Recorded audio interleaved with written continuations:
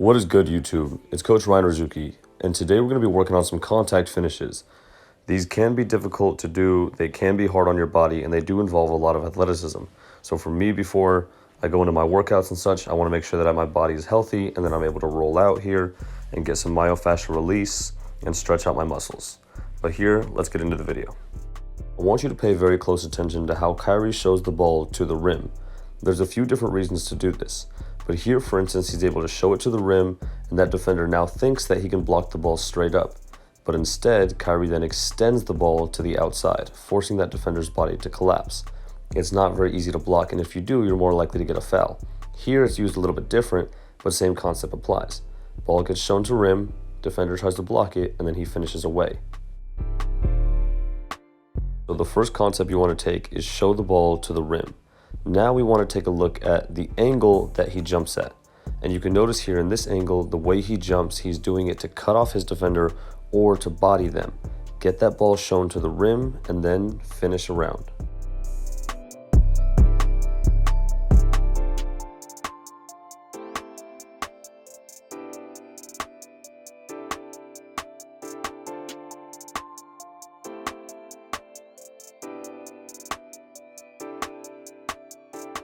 In this clip with Draymond, you can easily see how he jumps into Draymond, forcing him to move his body backwards, and you kind of see his head move back, his shoulders move back as he hits and draws that contact. Now, if Draymond wants to block the ball all the way out here, extended to the left side, he's going to have to swing his arm down. And like I mentioned earlier, this most likely will result in a foul. It's very rare that you'll get bodied and hit like that and then still be able to get the block. It is possible though. As the offensive player, you must make sure that you extend that ball far enough that the defender cannot reach it. Now here's how I suggest that you work on this on your own. As you drive to the basket, you want to try to get that ball to touch the rim or to touch the net. And then you can bring it back to the outside and then finish.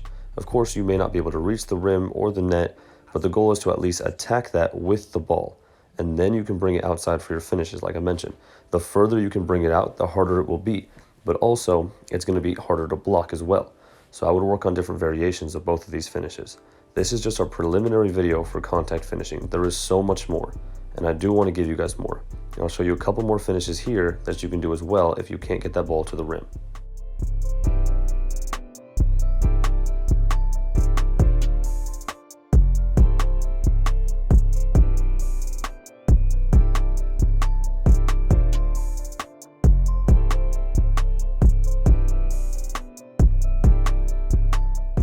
So if you're not as athletic, you can still learn to use your body correctly. And this is another way to attack. Let's say that you notice that my head right here is even with the side of the backboard. So my defender is going to be on my side of the basket.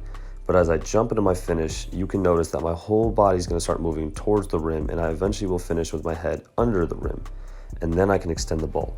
So by me jumping into the rim or into my defender, I can now push my defender underneath the basket and then extend the finish. So the idea is to drive with your head on the side of the backboard and then jump with your head underneath the rim, extending that finish away. It's a very similar concept, just involves less athleticism. Going back to one of the clips I showed you earlier, I'll show you exactly where Kyrie takes off from and where he lands. And you can notice that as he jumps from one side of the basket or one side of the paint, he moves totally inward towards the basket, and he even lands completely on the other side out of bounds. So this is just for your angles and understanding how you're able to draw that contact. Playing basketball at a high level is not easy, and that's why I always want to make sure I give you guys the best tips possible. And lastly, I guess the last tip for this video is please make sure that you take care of your body. For me, since I'm in the gym training 12 hours a day, I'm always rolling out before and after my workouts, making sure that I'm stretching out my muscles.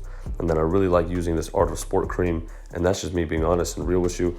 I use it every single day just for my sore muscles and such, because oftentimes when I'm on the court all day, running, moving, jumping, playing defense, getting hit, drawing contact, etc., I got to make sure that my body's in tip-top shape so I can do it again. I'll make another contact finishing video in the future that shows all the ways that you can draw contact on the ground, different ways that you can draw it in the air, and different ways that you can beat taller and stronger defenders without drawing contact by just evading them. There's a lot more finishing that we can go over, but I want you to master these two finishes first, work on them, try to become a lot better at both of these, and try to practice them in 1-on-1 or 2-on-2 or 3-on-3 settings. Until then, I'll see you guys in the next one. please hit that thumbs up button and let me know down below what you want to see in the next video.